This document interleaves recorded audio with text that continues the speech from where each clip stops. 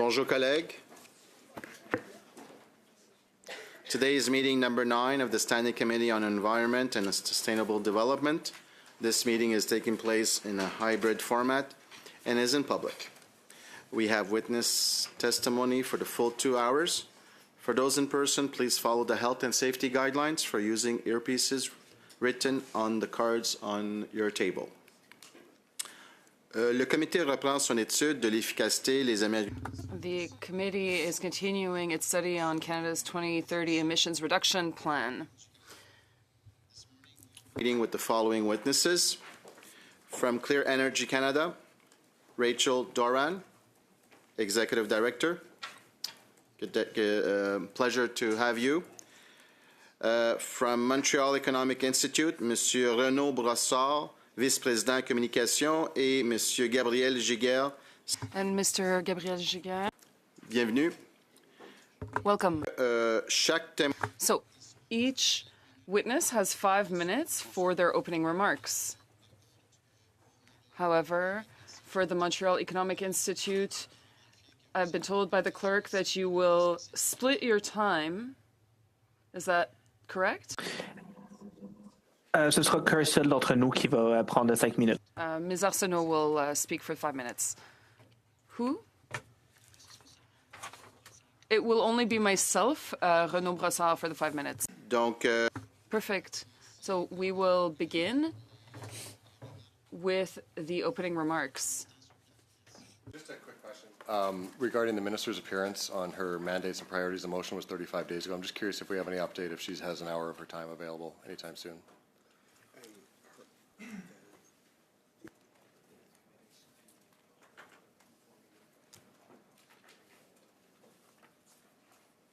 So we will be advised by October 24th with respect to her availability. So at that point, I will come back. Thank you.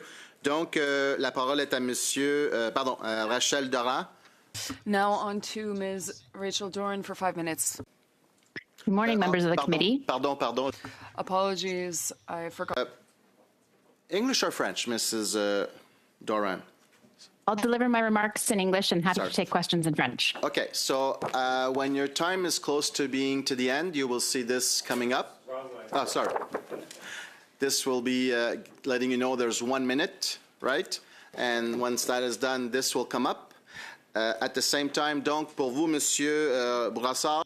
Mr. Brossard, when you see that you have only about a minute left, at 4 minutes, I will put up this sign, and when your time is up, I will show this sign. Also to pay attention to my 1 minute so that you adjust in asking a short question to get a short reply. Sometimes I see that your question is close to 3/4 of the minute last, and unfortunately, I have to cut off the witness in her response. So I'm leaving it up to you to judge that last minute to be able to get 1 or 2 short answers. Thank you very much for your collaboration. You're asking politicians to be short-winded.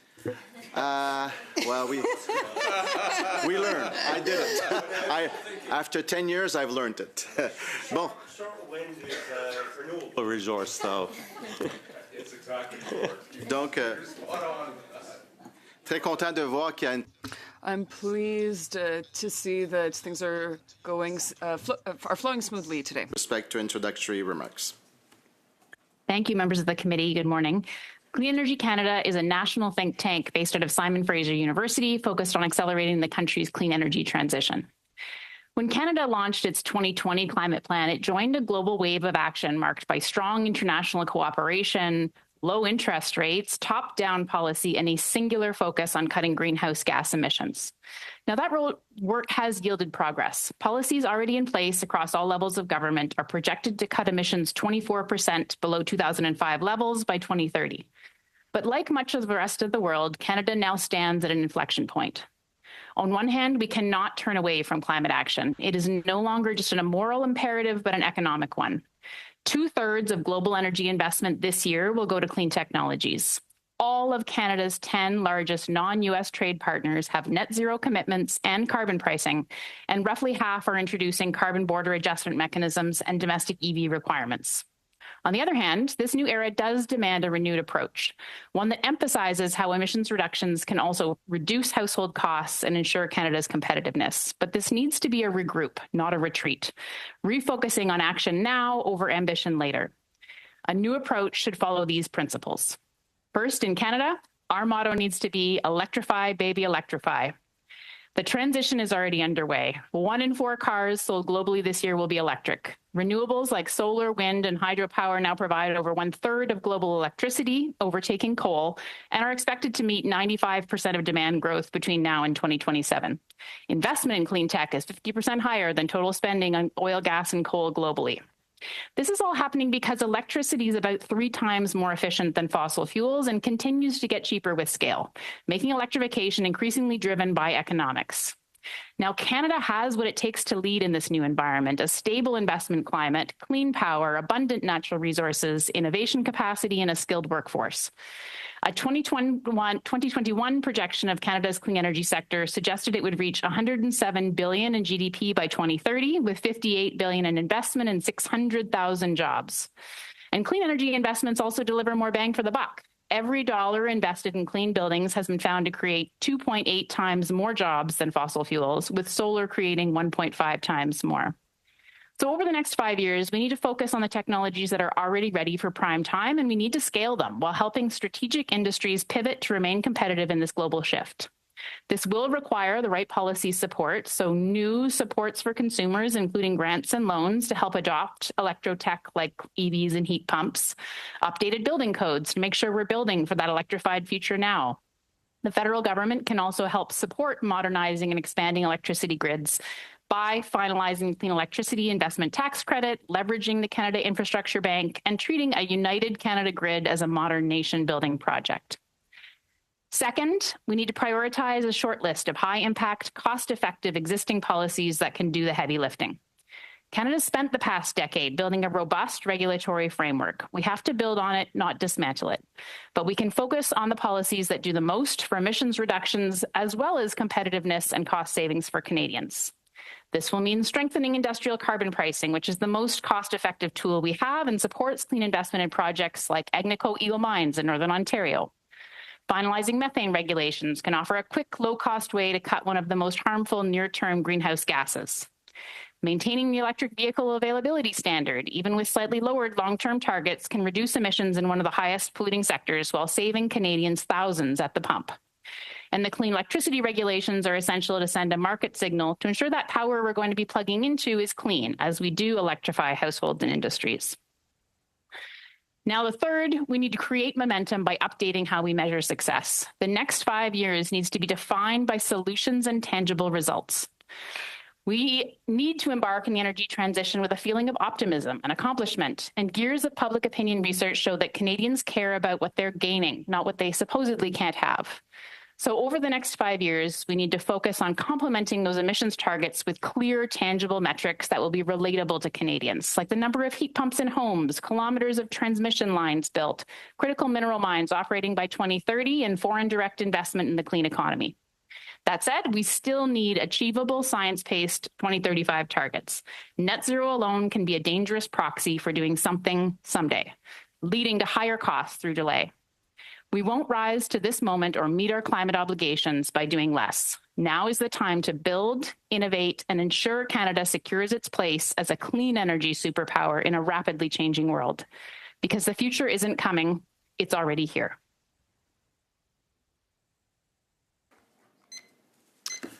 Thank you, Mrs. Doran, for your opening remarks. Et maintenant, la parole est à Monsieur Brossard. Merci. Now on to Mr. Brossard. Thank you. Hello, everyone. Thank you for inviting me today.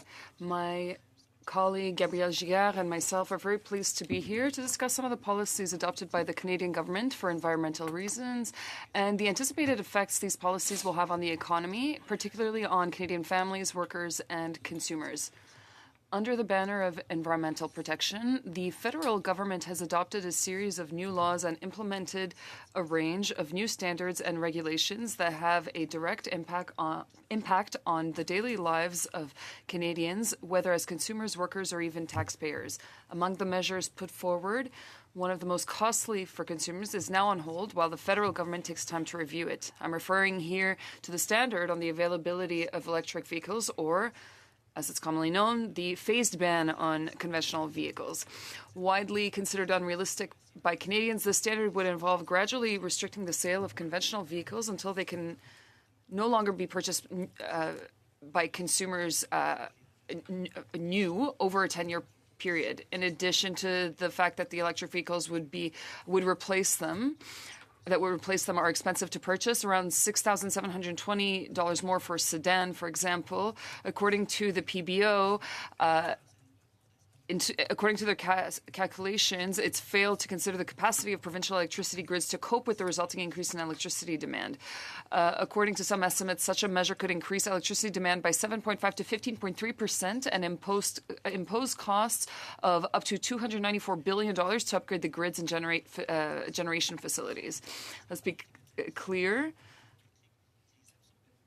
Those costs will be absorbed by families and businesses. For the benefit of the room, let's be clear, these $294 billion in additional expenditures will be paid via higher fees for Canadian companies and families that are connected to the electricity network if the government is to maintain its plans to ban the sale of gas-powered cars.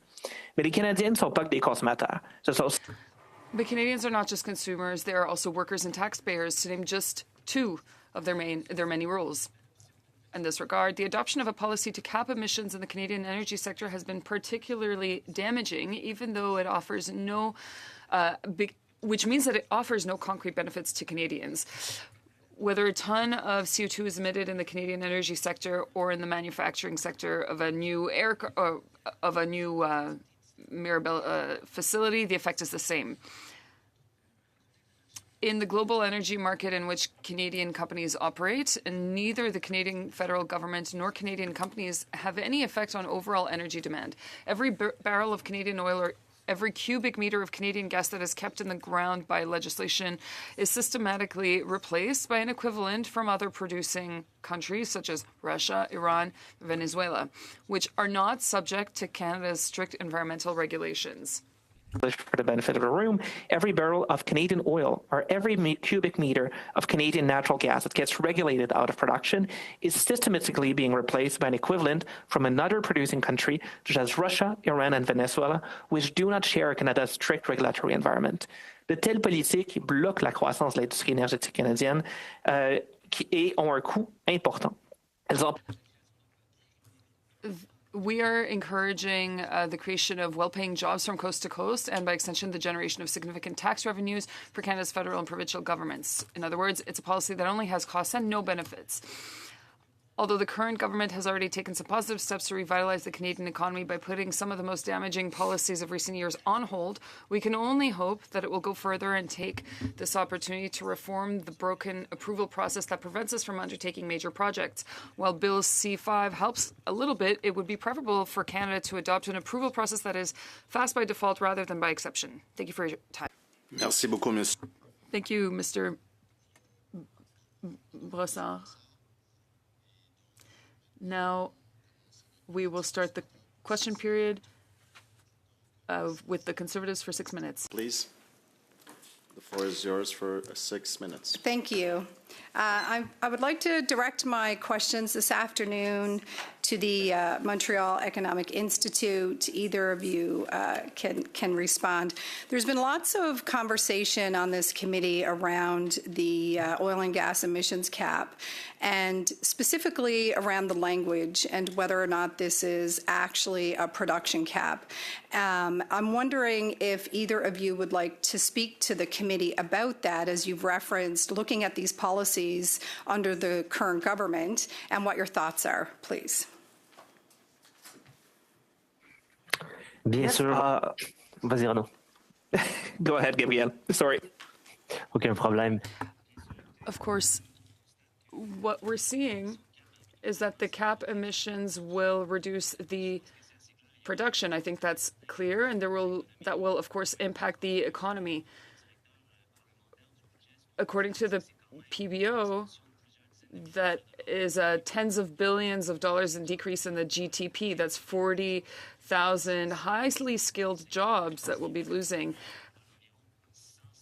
We're talking about $150,000 in salaries as well. Those are good salaries. And emissions, you're questioning the reduction of emissions. This is what will happen if we put a cap on emissions. We will reduce productions. Canada does not actually have much of an impact on the global demand. So we're talking about public policy here, federal public policy, and we're just banning production. And so it'll just go elsewhere. It's going to be done in Qatar and Venezuela. And it is Canadians here who will be missing out on good jobs. $150,000 a year, that's a good job. And we don't have an impact on global demand. Let me just add to what my colleague is saying. The reason why the PBO says that this is going to lead to 40,300 jobs less in 2032 than with the reference scenario is because it will be a cap on production. So it will be a cap on Canadian production.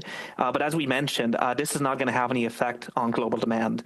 So if we cap Canadian production, somebody else is going to fill that void. It can be Russia, Iran, Venezuela, Qatar, any oil-producing country. Those jobs are simply going to go there instead of being in Canada because we regulated those barrels out of production. Thank you. And just a couple of follow-up points to that. And I'm wondering if you can articulate for everyday Canadians that might not be studying, the technical language, what that means in terms of a real community impact, especially in areas that rely heavily on this sector. If you can just articulate that for us a little bit more.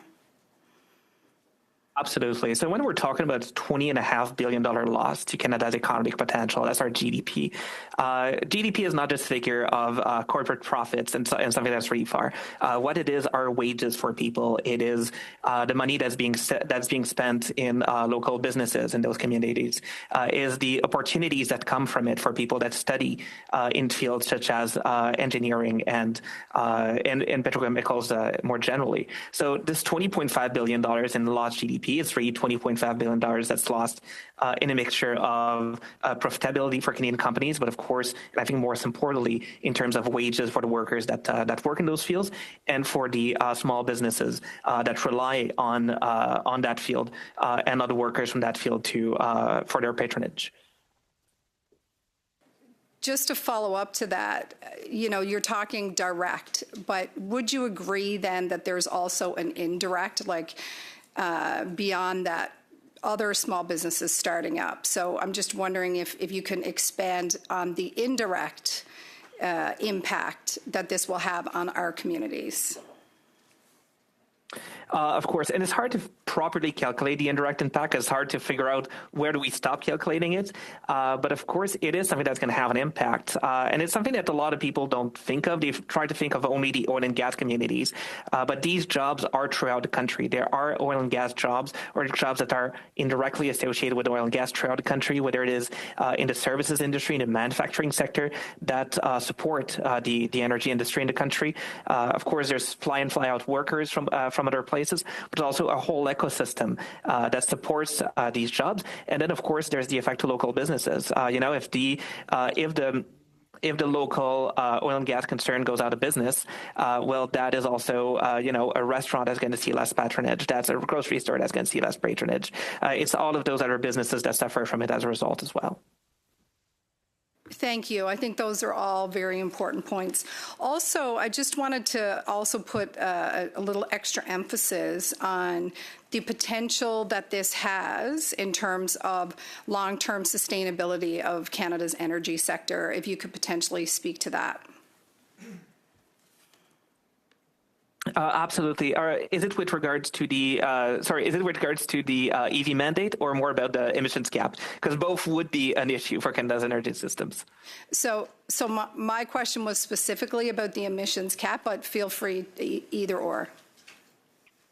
I'm more than happy to. So for the emissions cap, what it does for Canada's energy is we know that energy is a big part of our economy. It's an important industry, and that it's also a wealth-generating industry that also allows us to export. It has an impact on a lot of our First Nations community as well, where oil and gas is one of the only employers in some cases, but also one of the best employers in terms of revenue.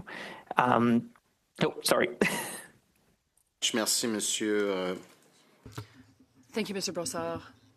Now on to Mr. Fanjoy. Thank you, witnesses, for joining us today. My first question is to Ms. Doran. In your view, where should Canada be focusing its investments when it comes to electrification and the infrastructure needed to support it? Thanks very much for the question. I think Canada has an important role to play on two sides. One is really attracting investment here to Canada and spurring those industries, which I mentioned in my opening remarks, are going to be playing an increasing role globally, no matter what direction Canada takes. So ensuring that we have that backbone of an electricity grid that's going to spur investment and industrial production here in Canada. But maybe just alluding a little bit to what we've heard from my colleagues' remarks as well, this is also important for household affordability and energy security. So some of the technologies that I'm describing, electric vehicles, we've done numerous studies on the total cost of ownership. This is proven to, last time we looked at these numbers, save Canadians an average of $3,000 a year over the lifetime ownership of their vehicle. That could be up to $30,000. Now, those numbers change depending on the supports available, but it is statistically proven that it costs less to power up with electricity than gas. So I think it's really important for the government to also be thinking about that flip side of the coin and how to make sure Canadian households are benefiting from this, because it is proven that they are looking for government support to be able to kind of access and benefit in what we're seeing in this global energy transition and switch to electrification. So I think leaning in on the kinds of industries that, clearly, numerous studies have looked at our potential for value-add forestry, the importance of critical minerals feeding into a number of clean energy industries. Canada has a lot to offer here, and it's not just to one supply chain, it's to many. And so we really need to be looking at some of those places where Canada can use our innovation, our labor, and our upstream advantage. Again to Ms. You've mentioned that the UK Climate Change Committee found that the cost of reaching net zero has fallen by 75% in their experience. What lessons can Canada draw from the UK experience or other nations in revising our cost projections? Thanks so much for the question. I think what we're seeing globally happen is just, the amount of change in the last 5 years and the cost of individual technologies. So things like analysis from Bloomberg shows a decline of more than 85% in lithium-ion battery prices between 2013 and 2024. We've seen the cost of things like wind and solar reduced by up to 90% between 2010 and 2024. It's just changing the math. And, where I mentioned in my opening remarks around this isn't a moral imperative, this is an economic imperative. And we're talking about both benefits for households as well as this kind of technology is taking off, not just because it might be, needed under specific domestic regulation, but because it is the most competitive. And so in most markets around the world, solar PV or wind now represent the cheapest available source of new electricity generation. These are some of the numbers and stats behind something like the UK Climate Change Committee looking at what they might have looked at 5 years ago and think about the cost of meeting some of these regulations and requirements, and really seeing under the current economic conditions that the reality has just changed. And some of this is, radically different than it would have been 5 years ago. And question for Mr. Brossard. I listened to your arguments about jobs in oil and gas. Understand that we still we rely on that energy and will for some time as we go through this transition. But I thought the arguments about the direct jobs and indirect jobs could have also been the same arguments to defend the coal industry in the mid last century. So I'd like you to elaborate on why you think that this time is different. That we should that we should not ambitiously move forward with better technologies and how that affects our long-term economy. Thank you for the question. So we at the AMR are agnostic when it comes to the type of energy that is to be used. We understand that there's a demand for energy and that demand is going to be met in one way or another. I think the difference is that a lot of the phase out from coal did not come as much from government mandates, but rather the fact that more efficient sources have come online and progressively that things have been changed. There's one of the best ways actually that Canada could help reduce greenhouse gas emissions. This was a note from the National Bank. Would be to improve the facilities to export natural gas so that we could replace a lot of the new coal generation coming online in India with clean burning Canadian natural gas. So there's a lot to be said about the benefit that this industry can bring. Yes? You mentioned the coal was phased out because of more efficient solutions. Electricity has been demonstrated to be up to 3 times more efficient than fossil fuel, and is increasingly affordable and accessible for Canadians. So why would, if affordability matters to Canadians, why would we not move ambitiously to electrify our energy consumption? That's an excellent question, and thank you for asking. Oh, sorry. Monsieur Brassard, pardon, le temps est écoulé. Vous pourrez peut-être. Mr. Brassard, your time is up. Perhaps you can complete your answer later. Now on to Mr. Bonin for 6 minutes. Thank you, Mr. Chair. My first question, thank you to all the witnesses for being here as well. Ms. Doran, you are a specialist on green energies. According to you, can oil or gas be green? The PM has been talking about decarbonized oil and gas. Is that possible? Merci beaucoup pour la question. Thank you for the question. The focus of our organization is very much on the potential and possibility for electricity and the role that it should play in our economy, both from a decarbonization perspective, but also for an economic perspective.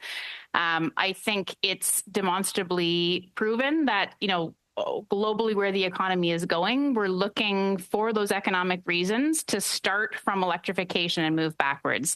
And electrification can be zero carbon. We can be plugging in so many different purposes, whereas no matter what you're doing with a fossil fuel, you could abate emissions, but you can't remove them.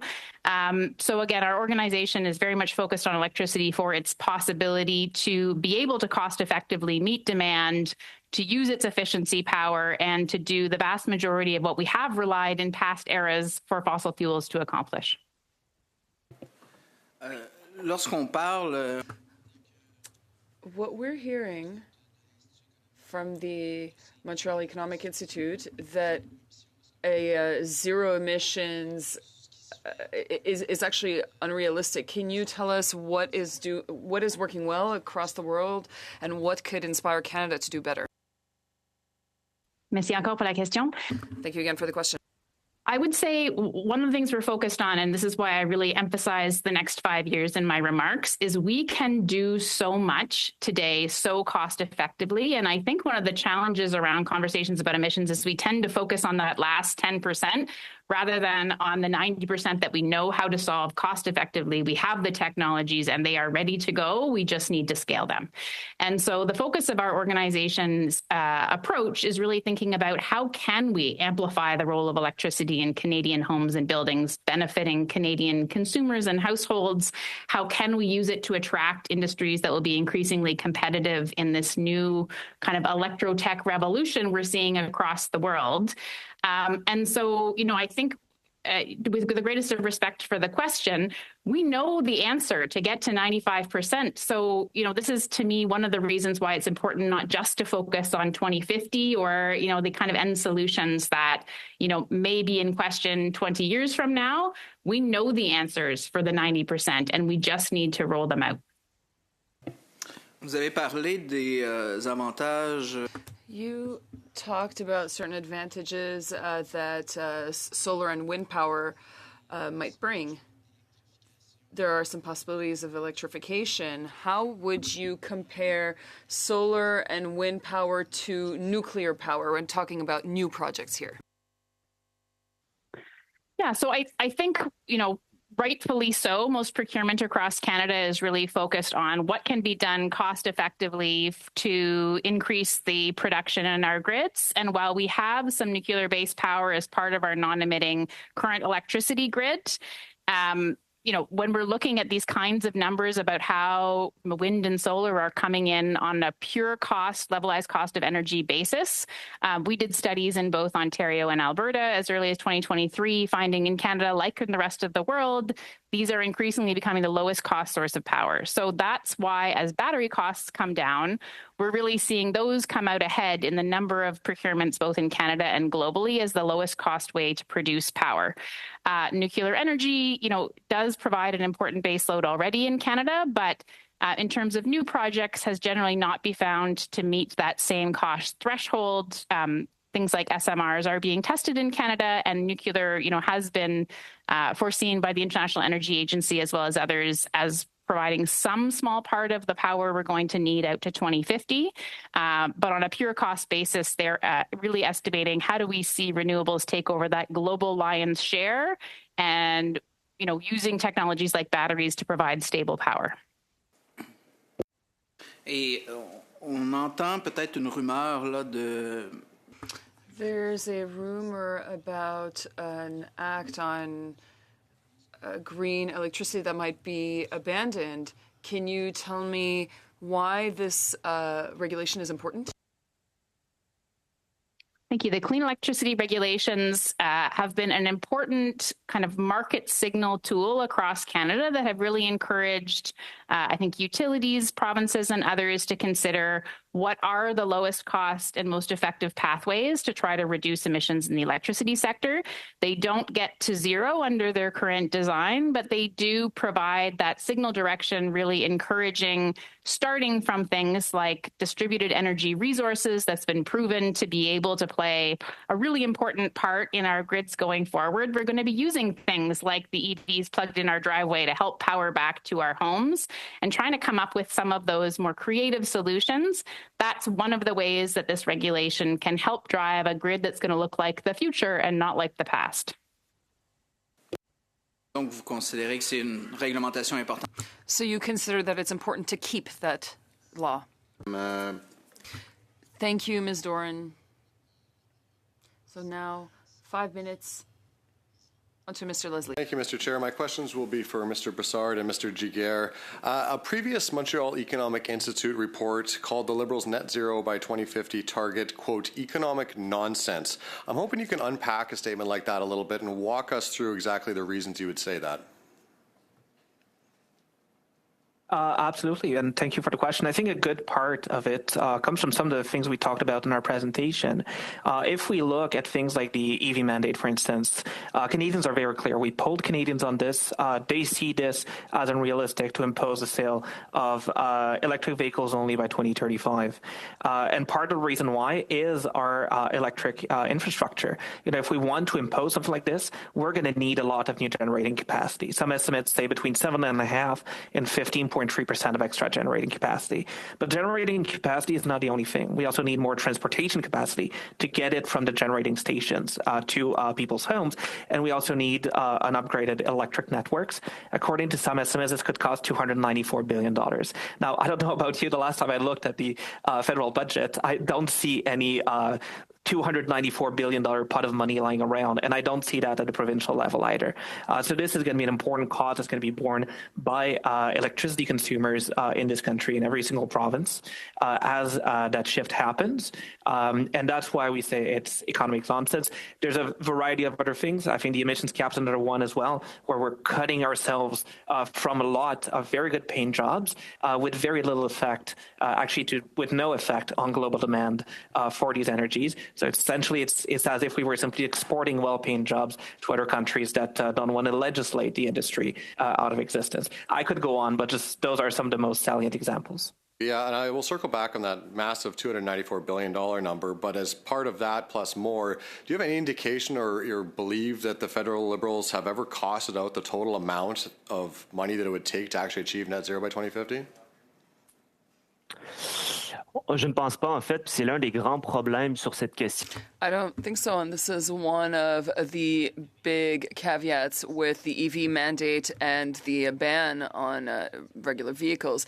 The government wants to go ahead with this kind of regulation, but we don't actually know if it's feasible. We know that some provinces like Alberta and others actually use some energies more than others, and that plays into certain regulations federally. If you have an EV regulation that encourages more production, but then you also have the clean electricity regulation that actually changes how you produce that electricity in your own province, then there will be some consequences, and the policies are unrealistic.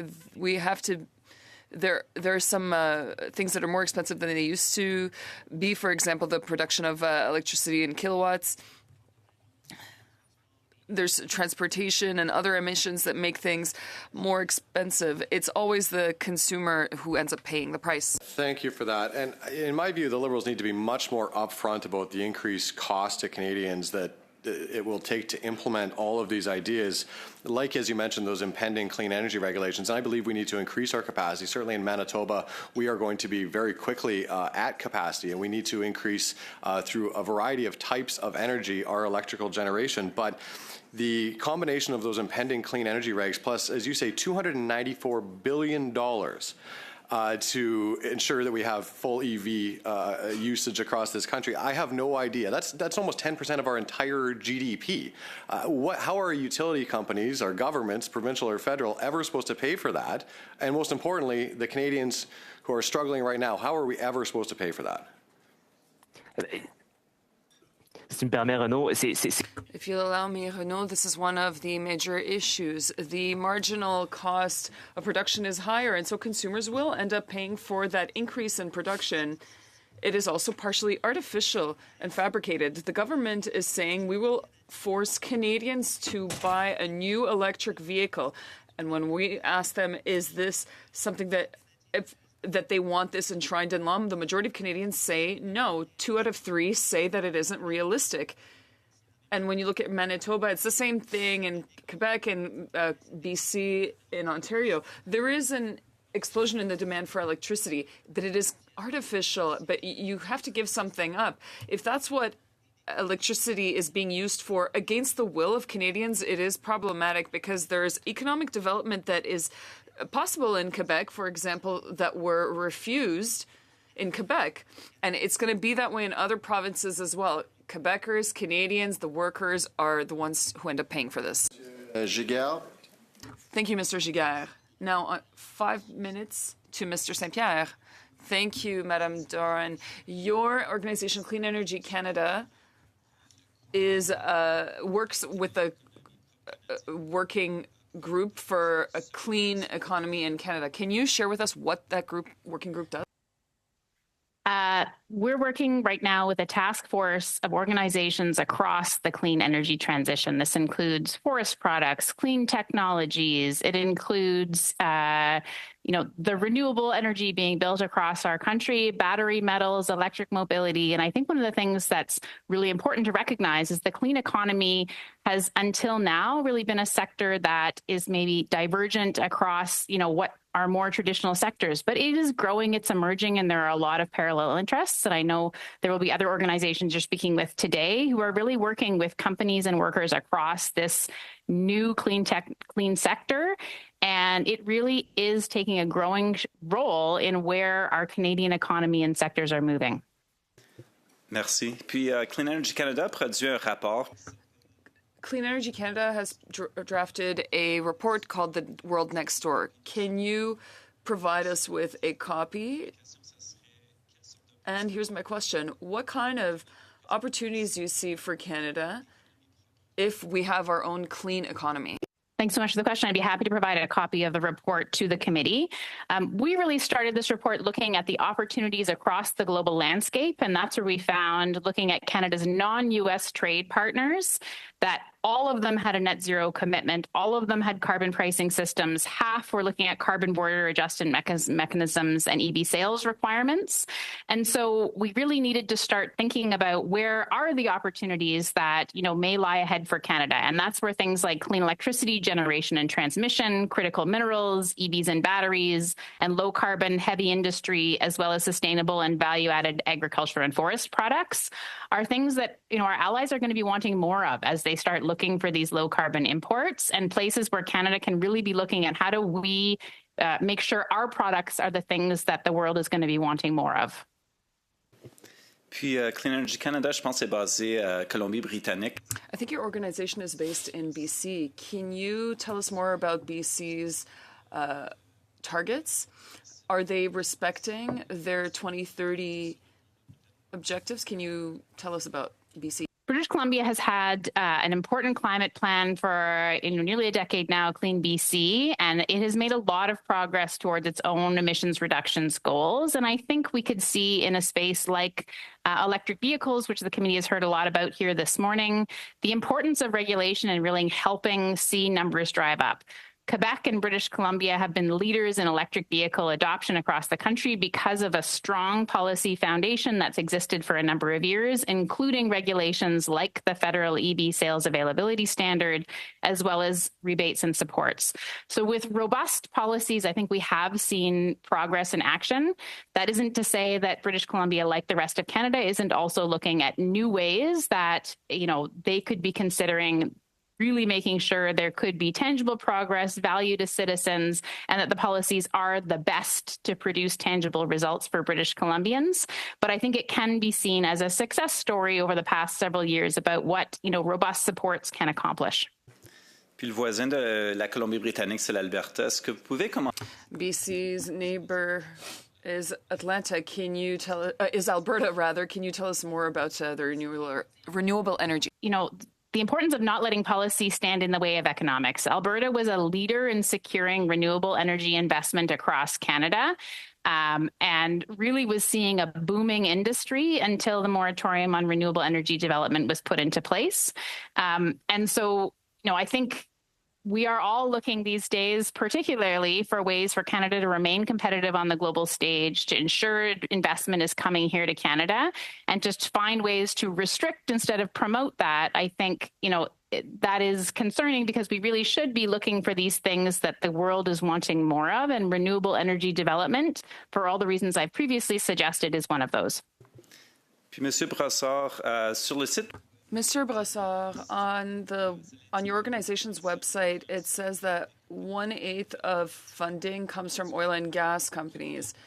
Can you provide a list of your donors over the last 5 years to the committee? And can you tell us which companies are funding your organization? We are supported by many companies across Canada. 3/4 are from big funding organizations, but we want to keep that private because we are the only ones targeted by that question. Your time is up. For 2.5 minutes, Mr. Bonnet. Mr. Chair, I heard that my colleague asked For a list of the source of funding, I would like to... The answer was not clear. Can we ask for that list? Mr. Brassard? I did not hear correctly. Mr. Bonin, can you please repeat your question? My honorable colleague asked you to provide a list of your financiers for the past 5 years. Can you please provide that list, especially with regards to the oil and gas companies? As I mentioned, we are supported by a large number of organizations across the country in many industries. Three-quarters of those funders are various funding organizations, but we keep that information private to keep their anonymity. We find it deplorable that you don't want to be transparent. Back to Ms. Doran. The Montreal Economic Institute says that Canadian opinion is unfavorable to zero emissions caps.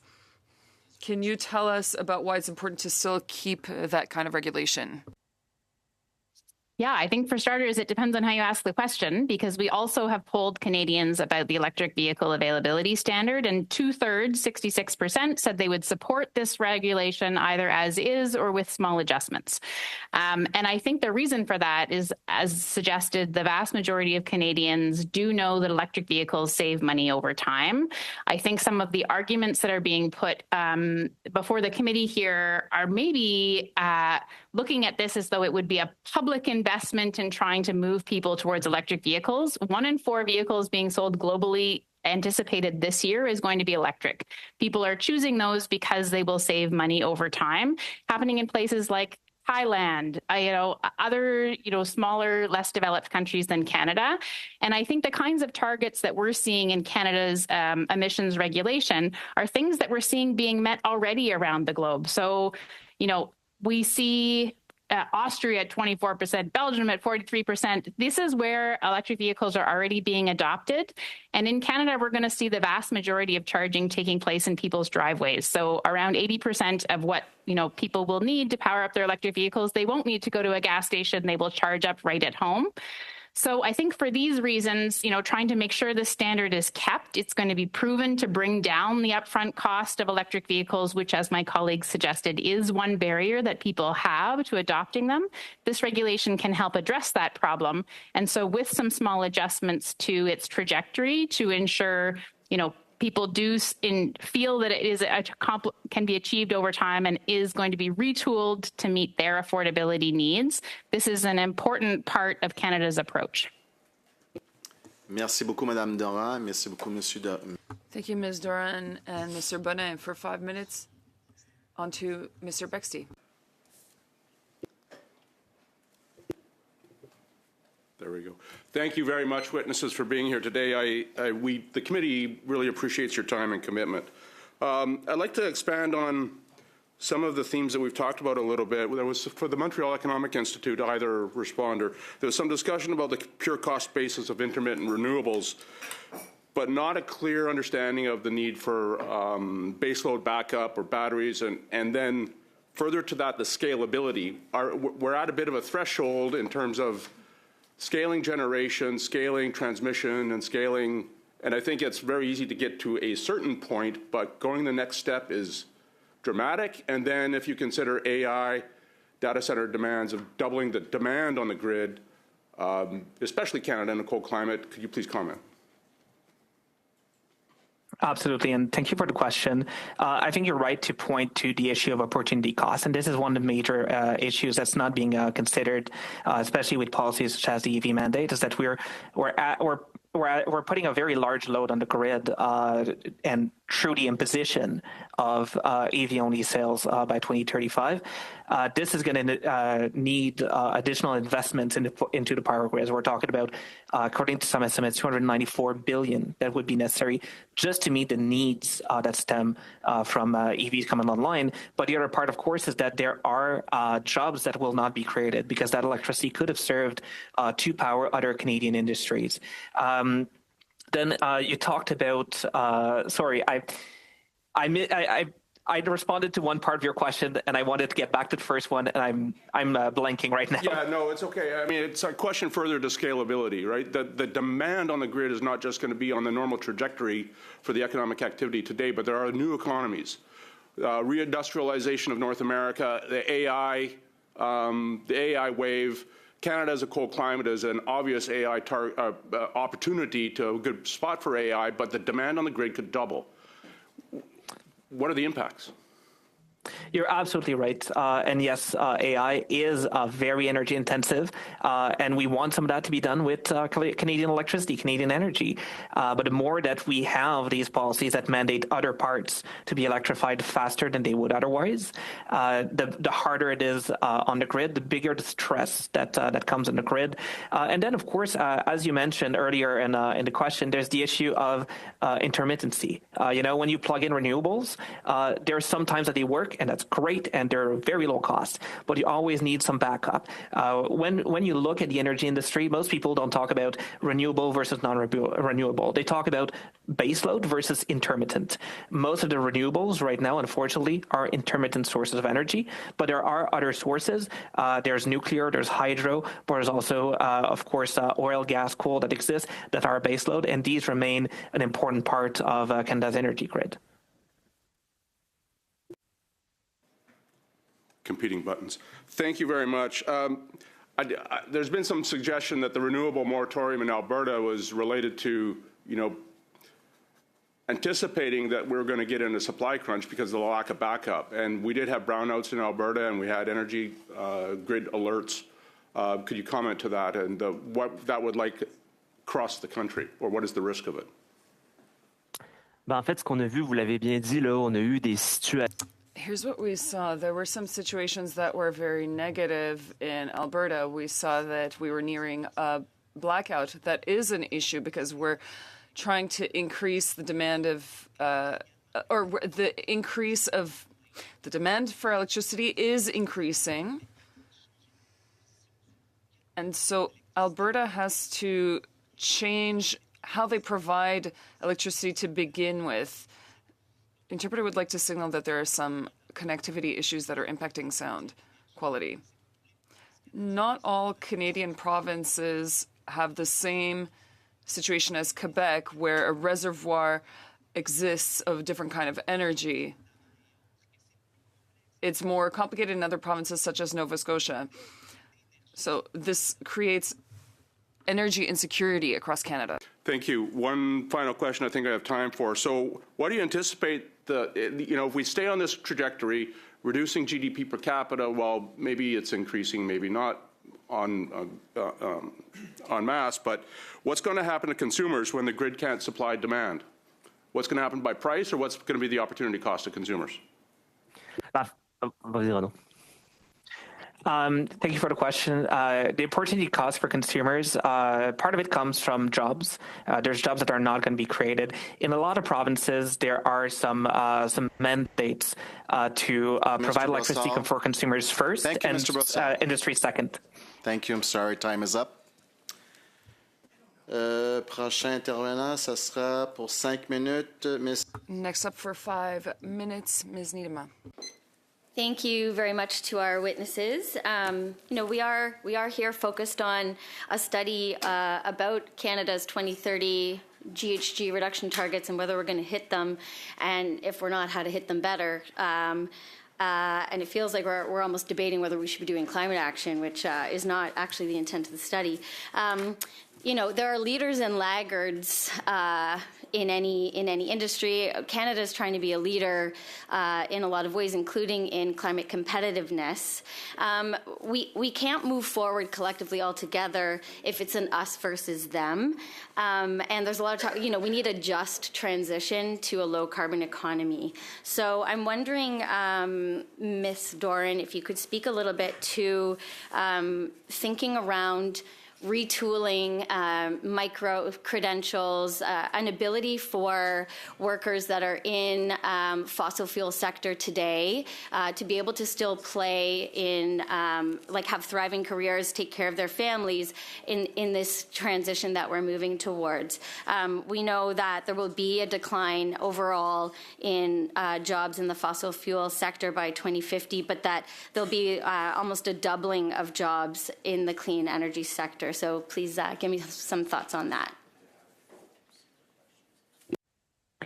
Thanks so much for the question.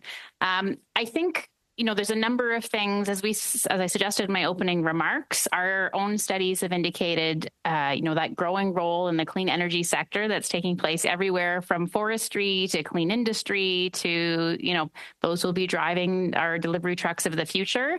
And I think the question of micro-credentialing or other pieces is a very specific one. What I would say is the group that I have already spoken about that we are chairing and looking at, One Canadian Clean Economy has really suggested the importance of some very simple tools to try to make sure, we're not inadvertently preventing an apprentice who's looking in Northern Ontario at, becoming a Boilermaker to go and work on hydroelectric projects in Manitoba. So I'd be happy to offer the committee some thoughts in writing from that particular group around one of the particular ways that we can be improving and supporting workers as they do make this transition. But what I will say is, Alberta is renowned for its innovation. It has a broad cross-sector of energy workers already, and these are people who are going to be critical and essential for the energy transition. So, happy to provide greater detail to the committee as a follow-up.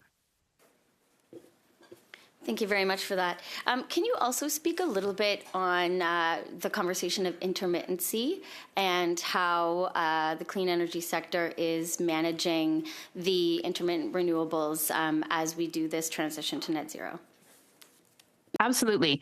I think because of the cost reductions I've been describing, the goal around the world is maximize renewables. It isn't to say that they're going to be the full solution everywhere. It's how do you use the lowest cost resource for the most of what you need to accomplish? And that's going to be done in a lot of creative ways. It's going to be done using things like interties between provinces that are resource, rich in renewables and provinces who may have some baseload power on nuclear existing or hydro existing. I referenced already distributed energy resources, this idea that the cars that we're purchasing as electric vehicles aren't just going to be a drain on the grid.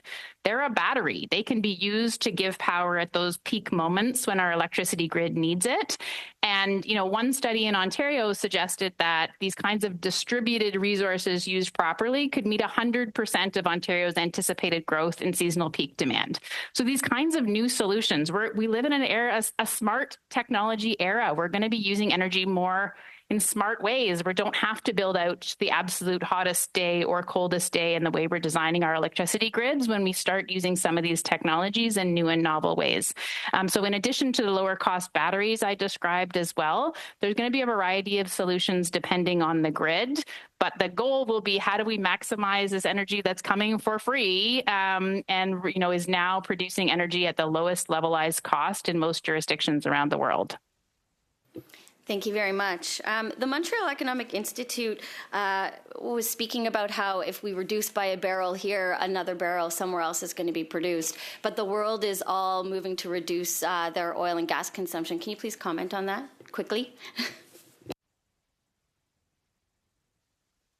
I'm sorry, was the question for us? I'm sorry, no, for Ms. Doran. Oh, sorry, I had heard Montreal Economic Institute as well. Would you mind repeating the question? Apologies. Yeah, just if you could comment on how they were speaking about how if you reduce a barrel of oil here in Canada, you're just giving that opportunity for the creation of an additional barrel of oil somewhere else. Well, I think that presumes a few things. One is, we're already seeing reductions in the global price of oil based on just the uptake of EVs in China. The electrification of end demand is going to influence the amount of oil that's needed overall. And I think, oh, sorry, I see the time is up. Just 3 seconds. Time's up now. Sorry about that. So, Chair, the sign, you were ready to lift it, but it was visible to the witness. I would ask that the witness be able to answer that question. Learning opportunity. my sign was not up in the air. It was getting ready. And I actually gave extra time because they didn't understand to the question was addressed. So please, members, s'il vous plaît, make it clear to the witness to who you're asking the question so that they're listening to the question being asked before you get to the final answering of asking of the question, and then they don't know who's supposed to be answering. It would help us a lot. Thank you. So I would like to thank all the witnesses for their presence today. Sorry to have cut you off. I have to keep control of the clock, but you're free to forward us any follow-ups or to complete the responses to your questions that you were asked that you weren't able to do so. You can forward this to the clerk, and it would be a pleasure for us to insert it in the report. So thank you again for your presence, and wishing you all a lovely weekend. The witnesses are excused, and this meeting is suspended while we prepare for the next witnesses.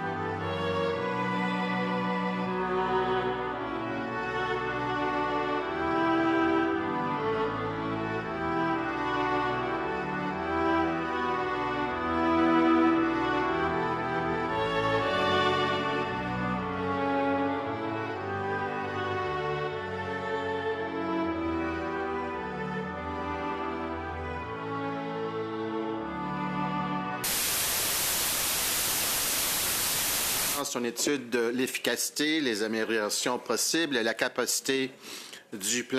We are going to continue our study on Witnesses from the Government of Alberta, Premier Danielle Smith, welcome by video conference. Thank you.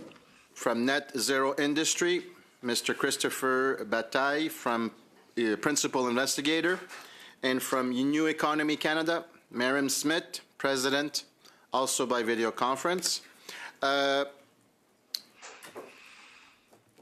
Witnesses, you'll see me lifting this up when your time is almost going to be up. That's to a minute. And once I lift this up, then that means your time is up, and we will stop so that we can go to the next speaker. Chacun des témoins dispose de 5 minutes. Each witness has 5 minutes for their opening remarks. Danielle Smith, you have up to 5 minutes. Thank you. Well, thank you so much, Chair Iacono, and also the members of the committee for inviting me to address your Standing Committee on Environment and Sustainability today. I am pleased to be here to provide the committee with specific details and an update on Alberta's emissions reduction and energy development plan. Plenty has changed since my government drafted this plan and released it in 2023, and I think it's important to outline how we are adapting to new global geopolitical realities, energy security, affordability concerns, and economic challenges facing all Canadians today. Alberta's emission reduction and energy development plan was designed to be pragmatic, achievable, and ensure that Albertans had access to affordable and reliable energy, be it commercial for their businesses or as individuals. Our plan is geared to a 2050 carbon neutral economy. Alberta is a global leader in emissions reduction and has made major progress on several fronts. We were the first province to adopt a carbon price in 2007. And what we call our TIER program. It's an industrial program. It's renowned for supporting innovation and research in emissions reductions in many sectors, including oil and gas. Alberta achieved methane targets based on 2014 to 2023 levels, 3 years ahead of requirements, and industry continues to make investments to lower our methane emissions. It is not known to many that Alberta also phased out coal-fired electricity in 2024, well ahead of schedule. Alberta's oil sands have reduced emissions per barrel by 25% since 2013, and we have kept our overall emissions flat while increasing production. And this has been achieved by reducing our natural gas use, enhancing steam-to-oil ratios, and new solvent-assisted extraction. All of these are lowering overall industry overall intensity per barrel. As Canada's energy leader, we are on a path to double oil production and to ensure that Canada can attract capital back to Canada, significantly enhance GDP, reduce our dependence on the United States, and create hundreds of thousands of jobs while diversifying our trade markets globally. Alberta's endowment of natural resources is greater than many of the G7 countries, even if you combine some of them. We just finished a review of the province's resources, and our reserves now amount to 1.8 trillion barrels of oil, of which 167 billion are recoverable with today's technology, and we have 1.36 quadrillion cubic feet of gas, of which 144 trillion cubic feet is recoverable with today's technology. Canada and Alberta can be a global energy superpower. We can unleash massive new investment in data centers, in infrastructure and petrochemical development. Oil and gas can deliver tens or even hundreds of billions of dollars in royalties and taxes and thousands of good-paying jobs that support wealth generation across all provinces. We're advancing our ambitions with a new oil pipeline and the necessary emissions reduction from our oil sands producers who lead the Pathways Initiative. There is one problem. We do need to decouple and eliminate a host of bad laws introduced by the Trudeau government over the past 10 years. The most egregious of those investment killers include the oil and gas emissions cap, the unconstitutional Bill C-69, or what we call the No New Pipelines Bill, C-48, the oil tanker ban, and the clean electricity regs, which penalize Alberta's power sector and will drive up energy prices for Canadians and make natural gas a disadvantaged feedstock. These regulations and draft policies have resulted in economic stagnation of one of the single greatest acts of self-harm in Canada's economic history. And as a result of these policies, and there are more of them than I listed, in the last 120 days, Canadian-based companies have announced more than $20 billion in capital investment in the United States. Canada can be a global energy powerhouse. We can provide our people and the world with reliable energy and eliminate energy poverty to billions of people. We can act, and we must act, to enable investments in every major resource sector and to deliver revenues and economic activity in support of this great country. Canadians have been clear in recent polling. They endorse a new pipeline to export our oil to Asia. We need the federal government to do the right thing and eliminate these bad laws. And although I'm pleased that we've seen progress on the pause to the gas car ban and the removal of the consumer carbon tax, there is still much more to do. Our country's economic viability is hanging in the balance given the changes forthcoming in manufacturing steel, aluminum, and a very difficult CUSMA renegotiation. We must unleash our energy strengths as a country, and Alberta stands ready if Ottawa works with us to do the right thing. Thank you, and I look forward to answering your questions. Thank you, Premier Smith. And now the floor is for Mr. Christopher Bataille for 5 minutes. Thank you. Okay, thank you very much, Chair. This is going to run in a slightly different direction.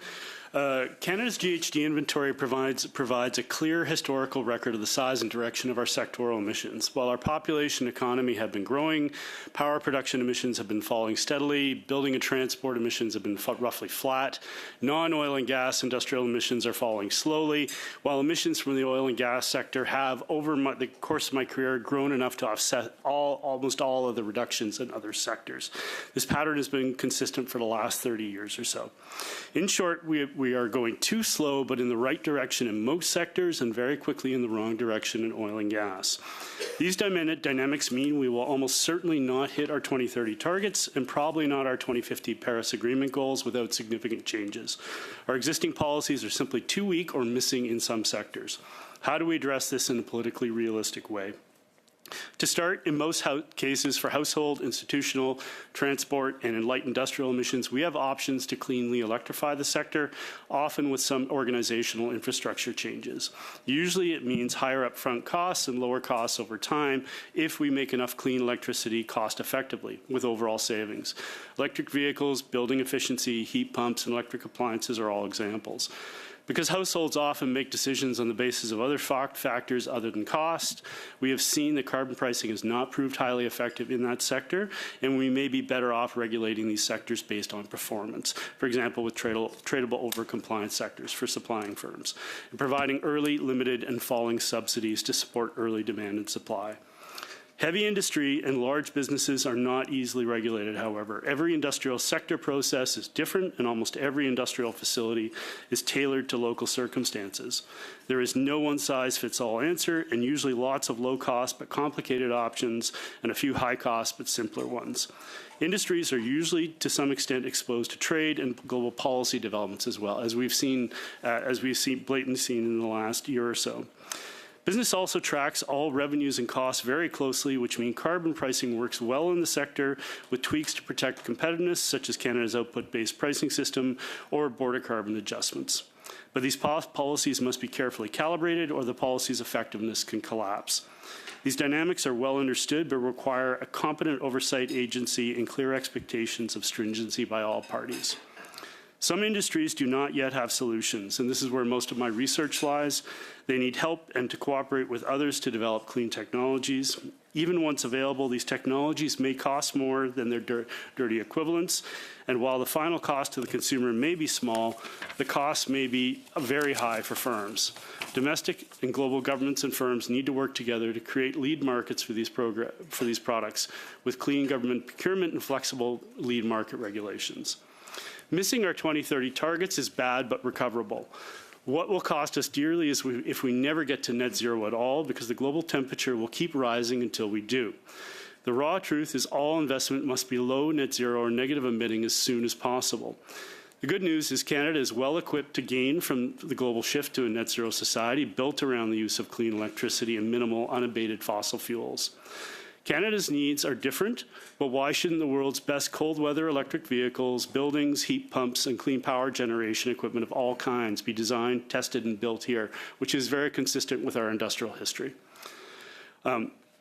And global mitigation brings not just cost, but export opportunities. We can build wind in Labrador and use it to turn our high-quality iron ore into clean iron that could be exported at 3 times or more the value we export it for today, while reducing the cost of decarbonization for our own steel sector. There are also opportunities for Alberta and Saskatchewan as producers of low GHG chemicals and fuels if they prepare now. For example, with tight fugitive controls, clean electrification, and targeted CCS. In summary, Canada and its provinces are at a crossroads between being an eventual Rust Belt petrostate with deep regional tensions or transforming into competitive, wealthy, and equitable electrostate. Specific policy recommendations include maintain the clean electricity regulation. Provinces need to formally add climate goals to the laws enabling utility mandates and municipal planning and zoning, maintain the zero emissions vehicle standard and industrial carbon pricing, even if the schedules need to shift while holding net zero in sight. Support provinces in mandating flexible net zero building standards for all building projects, starting with hybrid heat pump cooling and heating as the benchmark, and rationalize funding and create programs for industrial transformation supported by green procurement, using reverse auction contracts for difference to minimize costs. Thank you. Thank you, Mr. Bataille. It's on the dot. Thank you very much. And now we forward to Mrs. Marin Smith for 5 minutes. Thank you. Thanks. I'm Marin Smith, President of New Economy Canada, an initiative uniting more than 60 businesses across mining, construction, cement, steel, clean energy and technology sectors, along with Labour and Indigenous parties, who are all committed to accelerating investment and creating jobs in Canada's clean economy future. I'm also a fellow at SFU, a former board member of BC's Crown utility, BC Hydro, and relevant to today's testimony, I'm currently appointed by the BC government to conduct an independent review of their climate plan, Clean BC. I'm happy to talk in the Q&A about our findings, about what's working, not working, what needs updating, as BC's plan started in 2018 with policies similar to the federal ERP, such as the methane regs, industrial pricing, oil and gas cap, EV mandate, and others. So I want to begin by situating Canada's ERP plan in the global economic context, recognizing Canada's urgent need to diversify our trading relationships. First, global investment in clean energy is soaring and costs are plummeting. Last year, $3 trillion, yes, $1 trillion went into renewables, nuclear, grid, storage, and electrification.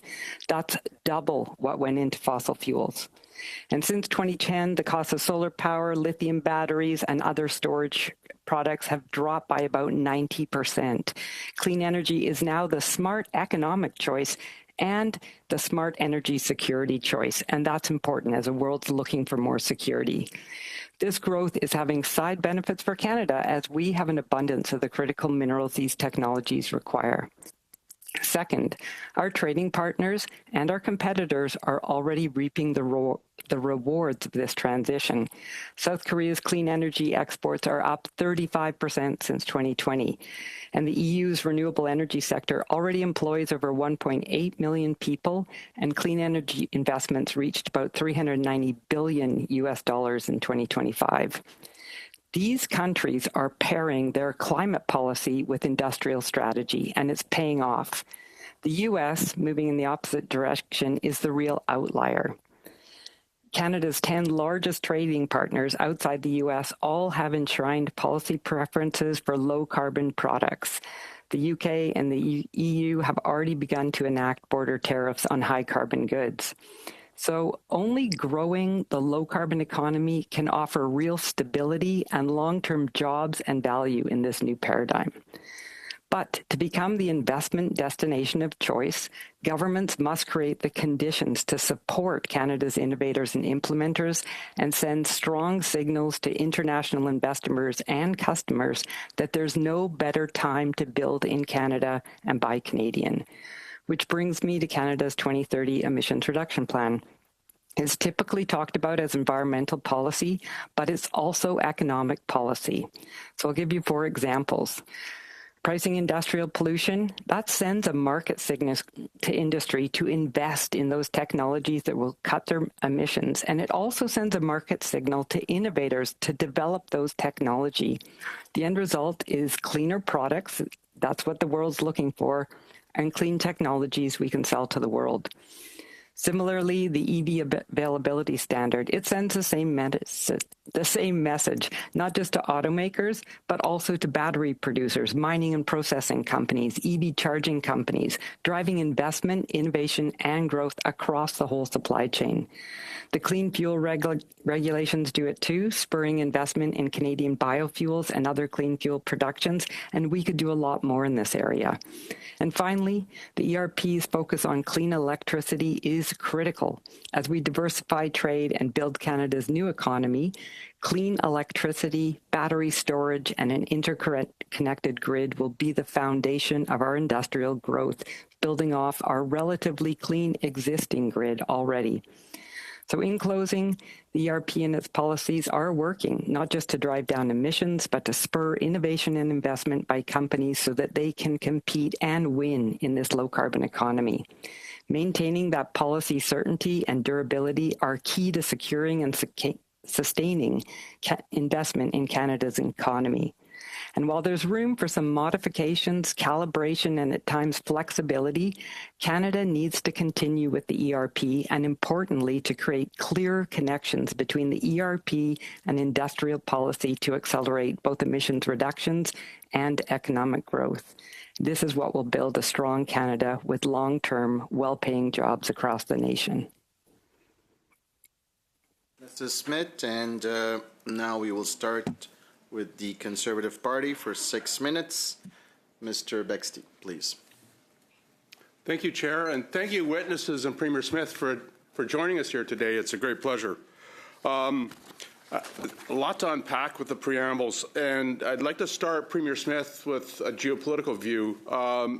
We've seen key allies from around the world repeatedly ask for Canadian energy, and more recently, Taiwan has been asking for help, and in their circumstance, and even India has said recently that Canada is not a reliable supplier yet.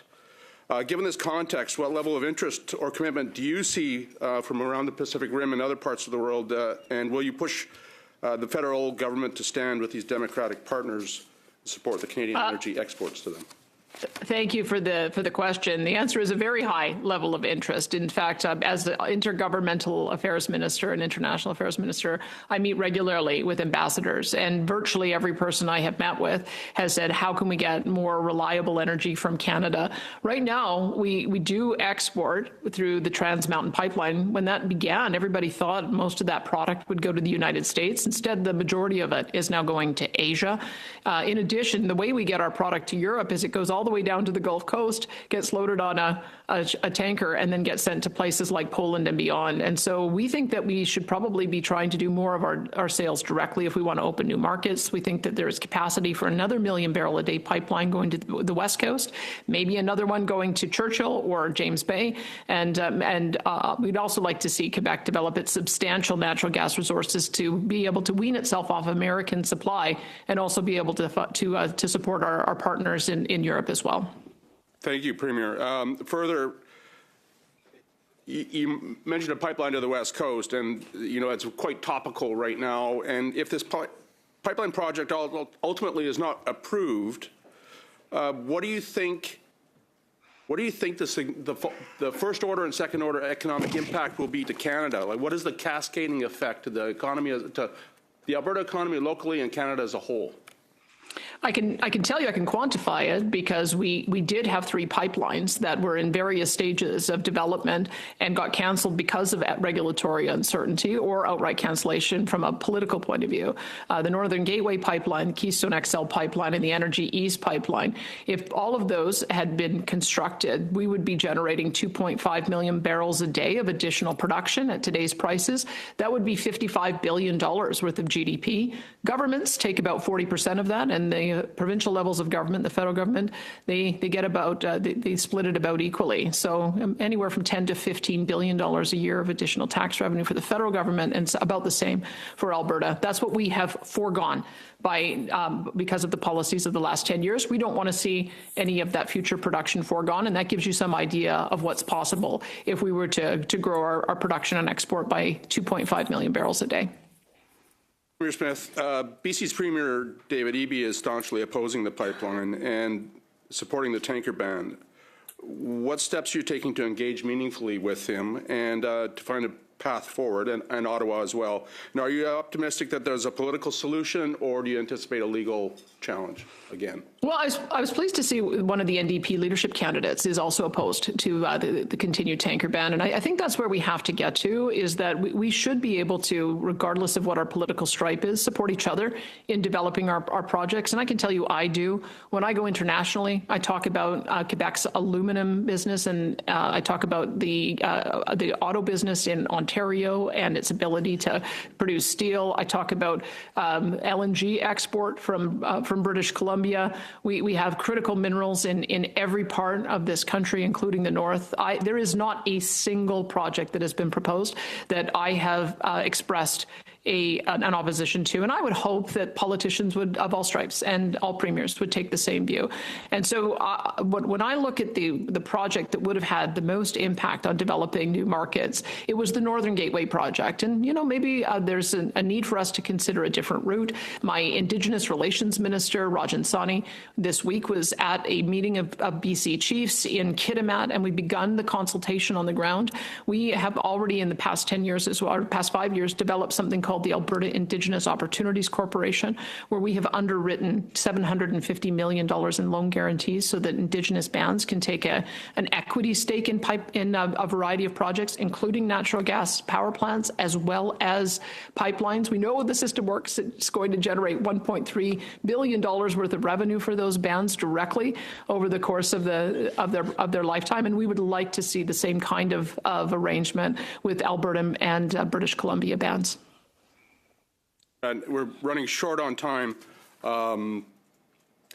Shortly, do you believe C-48 runs counter to Canada's commitments to reconciliation and Indigenous self-determination? Chief Councillor Harold Layton has sort of indicated that it infringes on their rights. Agreed. The National Coalition of Chiefs, Dale Swampy, the Indian Resource Council, Stephen Buffalo, who also chairs our AIOC, one of the points they've made to me is that the UN Declaration of the Rights of Indigenous People gives the right to say yes as well. And I think that we've seen that exercised to great effect with LNG projects all up and down the West Coast, and we would like to be able to enable more of that. Very quickly, any more comments on how the world sees Alberta and Canada? Well, one thing I would say is just to challenge what one of the testimony you got earlier. In fact, we're looking at a world where we might have to have 123 million barrels a day of production. We're going to need $18 trillion worth of investment in oil and gas infrastructure to meet that future demand. Premier Smith. And now for 6 minutes, Mr. Fanjoy. Thank you, witnesses, for joining us today. I'd like to direct this to all three witnesses. We occasionally, or sometimes frequently, hear about the cost of investments required to transition towards a clean and renewable grid, as though that should be a barrier to moving forward with ambition. I'd like to give you each an opportunity to speak to the cost of inaction. What would be the impact on the Canadian economy, Canadian residents, of unmitigated and rising temperatures? Thank you.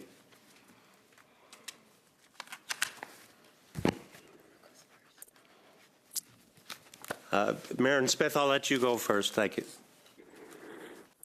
Okay, thank you. And thanks to all of you for holding this hearing and inviting me to present today. So the cost of inaction, I want to actually start not with the, trillions of dollars of costs because of wildfires, flooding, droughts, etc. And I think living here in BC, we've seen the costs of that, and it includes lives as well. That heat dome in British Columbia, over 600 people perished during that event, and that was just one event. We've had billions of dollars of destruction through wildfires. and homes destroyed, etc. But the cost to citizens, one is the cost of insurance. That's a real cost that we've seen. I don't have the stats on hand, but perhaps somebody does, and I can follow up with the committee on that, of just what we are seeing already about the household costs. But I would say more importantly, the costs of inaction are putting Canada's economy at risk. The world is, as I've identified, moving to a lower carbon economy where people are both continuing with climate policies and are putting in place border carbon adjustments. So there will be costs to Canadian goods if we are not following through on that. But secondly, the costs of what the world will be buying. You know, I mentioned that South Korea, which is one of the places we're identifying as where we want to target our LNG exports, and they may well be purchasing LNG, but they are also developing their clean energy and clean technology sector. So what a decade ago when we started these conversations was really ideas around where we thought things would go. Now the costs have dropped. Hear me, 90%, and then 90% again for things like not just solar and wind, but battery technology, storage technologies. So that helps address the intermittency of renewables and actually creates grid stability. So what we risk is our economic future. Thank you, Ms. Smith. I want to give Mr. Bataille an opportunity to answer next. Yeah, no, there's obviously a global cost to, rising temperatures kind of shared with everyone globally. We're not going to address those without action by everyone. But I'd like to build on Marin's point here. Like, the world is moving. It is learning. It's moving more to an electrified future where probably 80–90% of our economy is going to be directly electrified, likely powered by clean electricity. There will be a 10 to 20% at the back end that's going to require other technologies. But if we do not participate in that movement to that 80 to 90%, that's where future exports are. That's where future productivity is. We have a productivity crisis in Canada. Like, our wages are stagnating. And part of it is because we're not learning. We're not moving forward with new investments and learning how to do new things in our way. And one of the ways to jumpstart productivity in this country is to invest in electrotech and the clean electrified future. Thank you, Premier Smith. I want to give you an opportunity to, and particularly how it would relate to the future economy of Alberta if we do not take action to address this changing world. Well, no one's talking about not taking action. I think what we're talking about is whether a 2030 target is realistic or a 2050 target is realistic. Our plan is centered around a 2050 target, which is what we signed on to internationally and what most of the nations of the world have signed on to, except for China, which has said 2060, and I believe India, which has said 2070. I can tell you the cost. We almost had an experience of that in January of 2024 at 5 o'clock at night when the sun went down and there was no solar, and it was minus 30, and so we had to turn down the wind turbines because they have mechanical failure after minus 30. We had to do an emergency call out to our people to turn off their lights while they were doing dinner and homework with their kids at night to avoid having our power grid fail.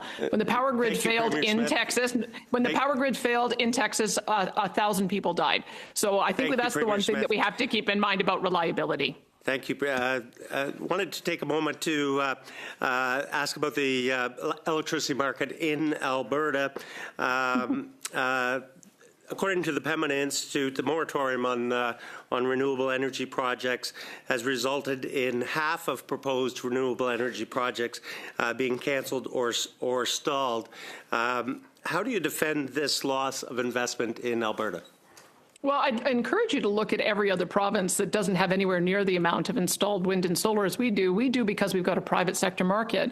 And the reason we've been able to bring so much on is because when the wind doesn't blow, which is 70% of the time, and solar doesn't work, which is 90% of the time, we have natural gas to back it up. Thank you very much. Please, dear colleagues, look at the time and try to respect it. It becomes very hard for me to interrupt the witnesses. I don't like doing that, and unfortunately I have to respect our times. If not, then we're going to start arguing who got more, who got less.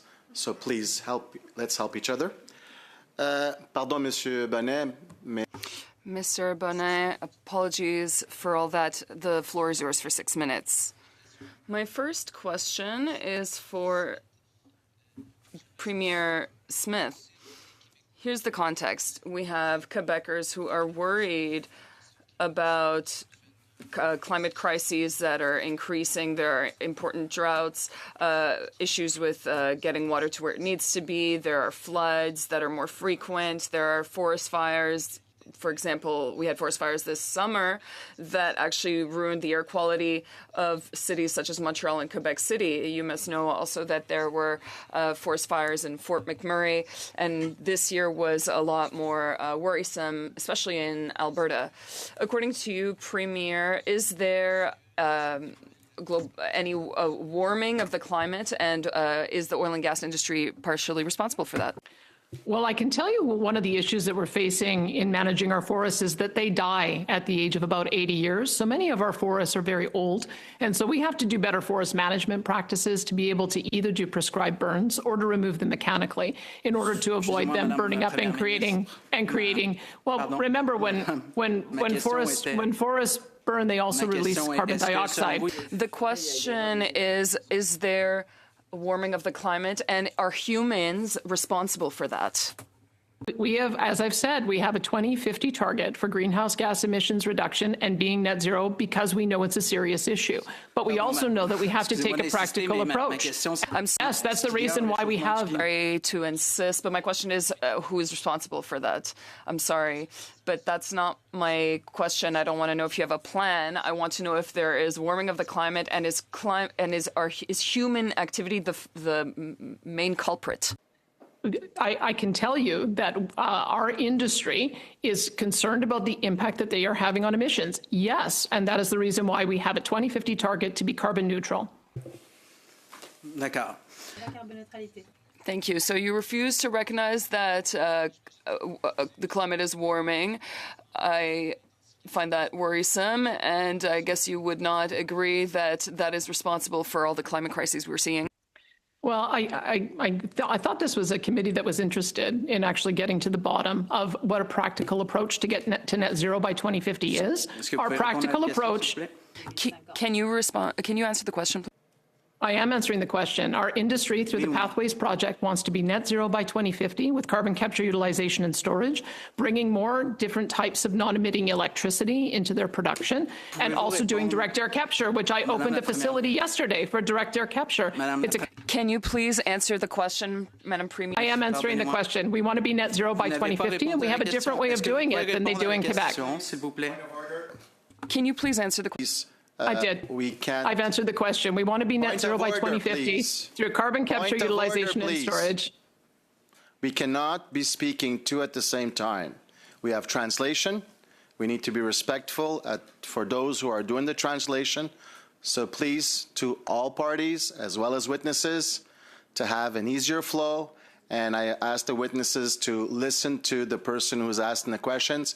If he is interrupting you, it's because he needs to redirect his question. Remember, he's got little time to ask his questions, and he is the one that is controlling his questions. It's not me, and it's not other members, it's the person asking the question.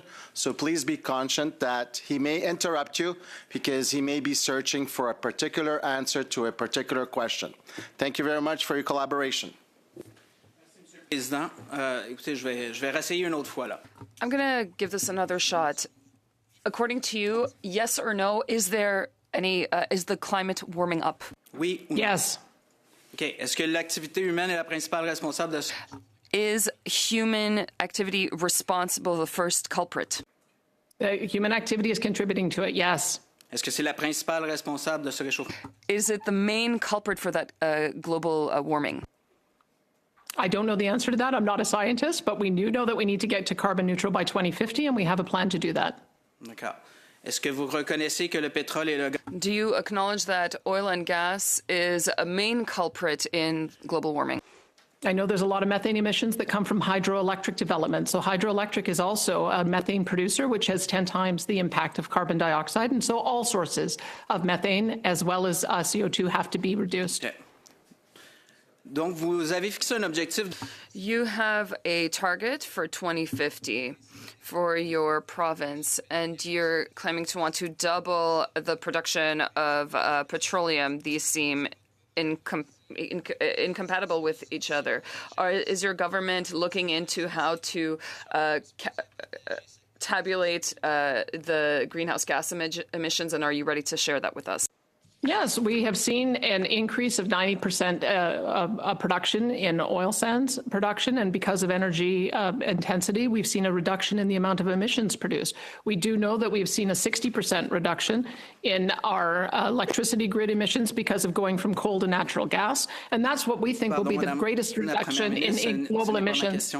I'm sorry, that's not my question, Madam Premier. The question is, do you have a modelization of the greenhouse gas reductions for 2050 and your policies? Can you share that modelization? Because you're talking about doubling oil and gas productions and reaching net zero by 2050.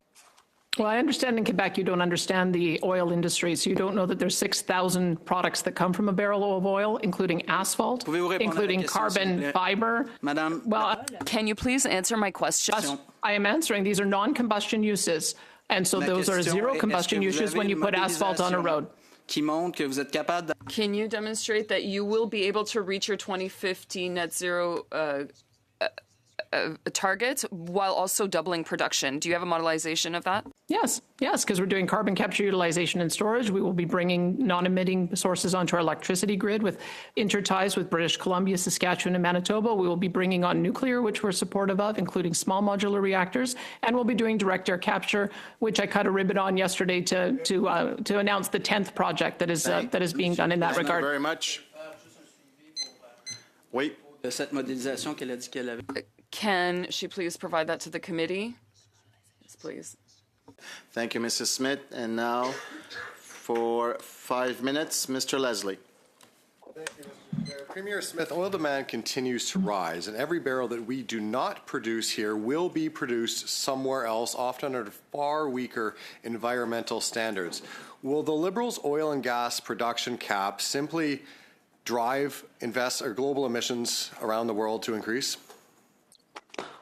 Yes, because I don't believe any other country has the substantial pore space that we have in Alberta. We've mapped out 25 hubs. We've got technology that we have deployed at scale. We've already sequestered 14 megatons of CO2. Our neighbor in Saskatchewan, which also has an enhanced oil recovery program, has sequestered 40 megatons. So in partnership with industry, we've been able to deploy that technology. As I mentioned, direct air capture, I think, is the most promising because that allows for us to take CO2 directly from the atmosphere and be able to safely sequester it underground in that pore space. And I don't see other nations who are making the same kind of investments that we are. We have a commitment to carbon neutrality by 2050 through all of these different technology mechanisms. And I think that Canada should be a greater share of that increasing market for oil and natural gas. Thank you, Premier. Now, the Liberal government chose to exclude enhanced oil recovery from their carbon capture tax credit. If companies were able to use captured carbon to safely extract more energy from existing wells, isn't that both a win for the environment and our economy? It is, because it allows for us, in the case of Saskatchewan, which does this from a coal plant in North Dakota, is my understanding, they are able to capture the CO2 and then use it for enhanced oil recovery, and that CO2 stays safely stored. We are doing that. This has been technology that has been advanced for decades. But in addition, we can also take that CO2, liquefy it, as they're doing in the project at Tamarack that I opened up yesterday, and then safely store it underground as well so that it stays there permanently. These are the new technologies that will allow us to do both, produce the affordable and reliable energy that the world needs, but also do so in a way that reduces and ultimately neutralizes emissions by 2050. Thank you, Premier. Thousands of Indigenous Canadians work in the energy sector, and these are good, high-paying, life-changing jobs that build real prosperity. If the emissions cap stays in place and is not scrapped, would that not threaten the growth of the opportunities for such folks? It certainly would. There is already there's a natural rate of decline in all of these fields. And so you need constant reinvestment in order to maintain your current level of production. With a 2030 target or even a 2035 target, we have been told that that would reduce the production that we can do by 2 million barrels a day. I'd already done the math for the committee on what a 2.5 million barrels a day of additional production would be able to provide to our GDP. You can imagine what 2 million barrels a day would take away, not only from our GDP, but also jobs, as well as the income that we need for royalties and for taxes. You mentioned the $2 million mark, or 2 million barrel mark. Your target is to reach 8 million barrels a day by 2034. What specific infrastructure would you need to get built in order to get that product to market? Well, a few things. I was pleased to see that Prime Minister Mark Carney has again put the issue of the Keystone Pipeline back on the table as a way to hopefully get a deal for steel and aluminum. I think that's the way the country works together, is that we all use our various advantages to be able to help one another. So that could be 1 million barrels a day. Enbridge Mainline, I think they also have a few 100,000 barrels a day that they want to be able to optimize their current system. In addition, Trans Mountain Pipeline, I was pleased to see David Eby is supporting the optimization of that system, which could also add another 300,000 barrels per day. And then if we also get a million barrels per day new pipeline, Northern Gateway 2.0, we're getting pretty close to an additional 2.5 million barrels per day, which would generate $55 billion worth of revenue for the Canadian economy, of which about $10 billion or more would go to the federal government to help to pay for NATO commitments. So this is a win all the way around. Thank you, Premier. As it stands, if Prime Minister Carney doesn't dramatically change or remove the Trudeau era and Guilbeault era job-killing environmental policies, is there any chance whatsoever that Canada could possibly actually become an energy superpower? What I'm hoping that the Prime Minister will do is align with the plan that we put out in 2023, which is to look towards a 2050 target to become carbon neutral using not only renewable technologies and new technologies, but also allowing some of the innovations that I've been talking about here today. Barring that, if the federal government maintains the restrictions of 2030 and 2035, there will be no investment. As I mentioned, we already have $20 billion worth of investment that has fled the country in just the last few months, going to the United States. We can bring those dollars back if we restore investor certainty. Mr. Smith, and now la parole est à vous, Monsieur Saint-Pierre, pour 5 minutes. Merci. Mr. Saint-Pierre, you have 5 minutes. Mr. Bataille, during your testimony, you said that Canada could become a petrol state or an electro state. Can you clarify what you meant?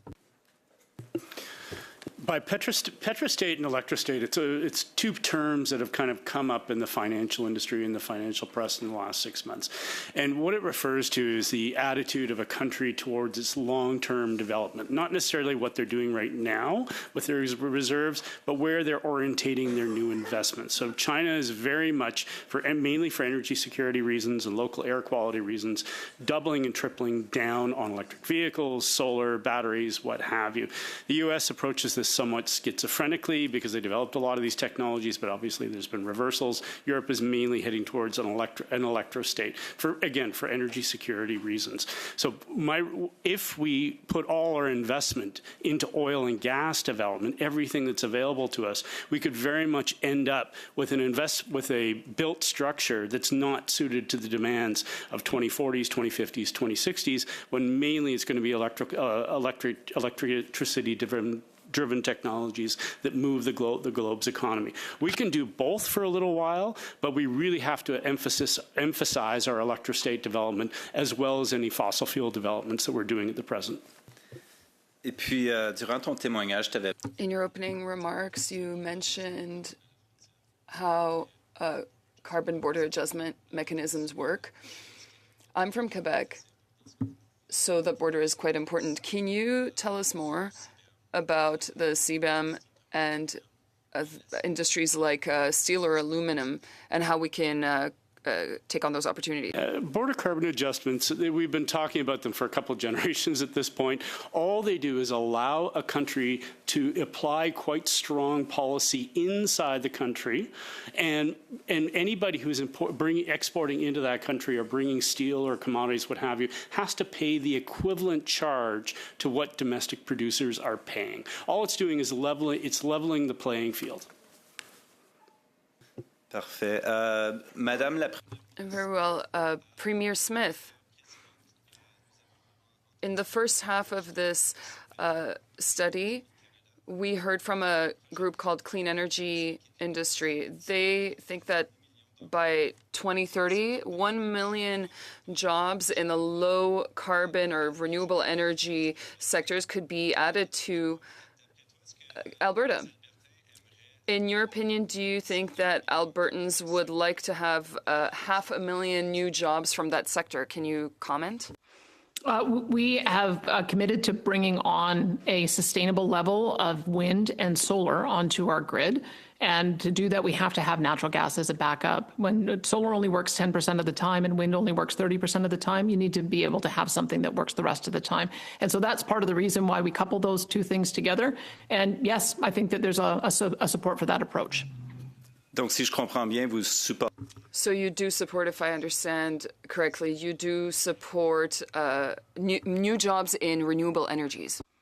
Yeah, but importantly, natural gas, because when the wind doesn't blow and the sun doesn't shine, you need something to keep the lights on. So having natural gas as our base load and then being able to supplement that with renewable energy is the model that we're moving towards, yes. Je vais passer à Madame Marin Smith. Est-ce que vous pouvez...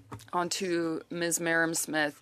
Can you talk about the moratorium in Alberta on renewable energies? In your opening remarks, you talked about $3 trillion of investments in renewable energies. Can you comment on that? We know that provinces have an impact on climate policies. Can you talk about that moratorium and how, if and how it impacted Alberta's 2030 targets? Yes. Well, I would say what we hear from the investment community globally is what they want is stable, predictable policy. And things like a moratorium on renewables sends the wrong signal and chases that money away.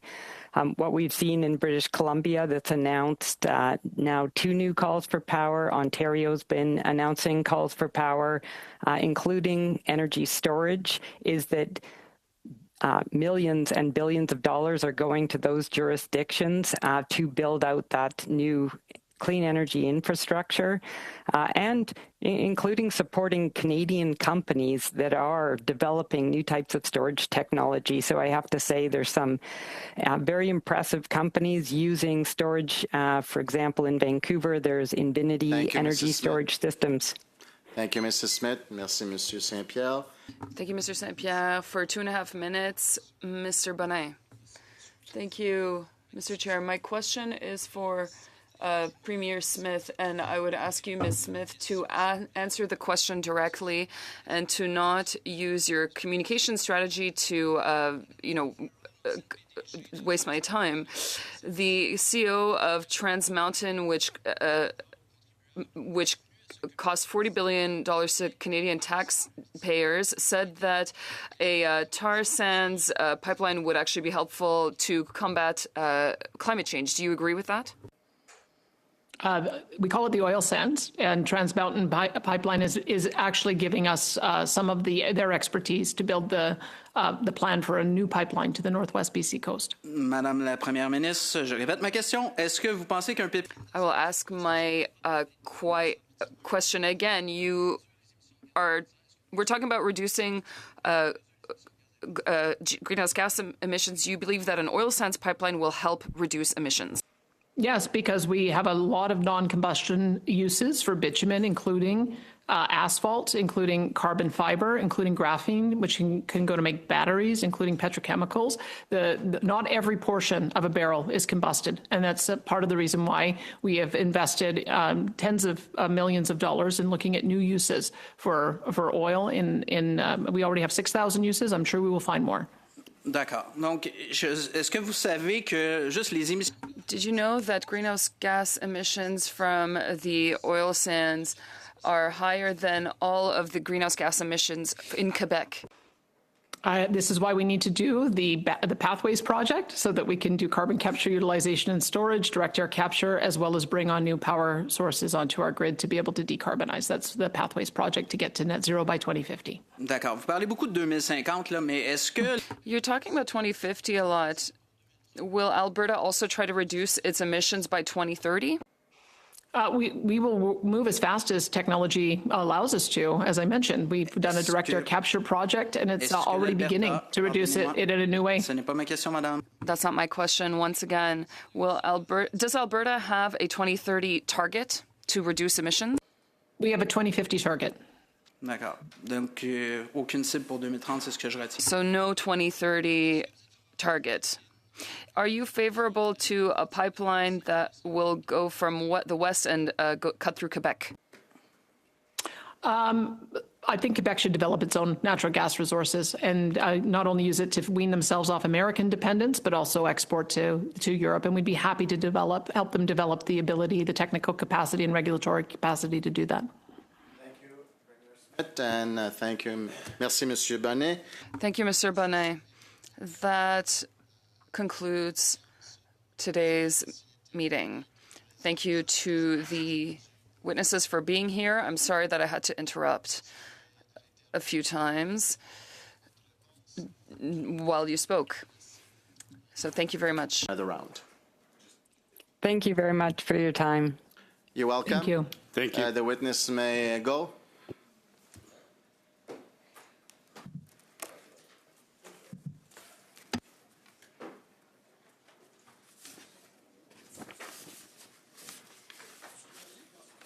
So,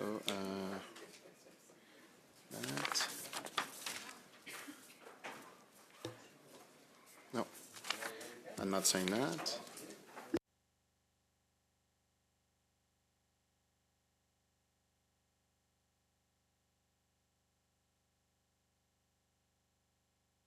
Okay.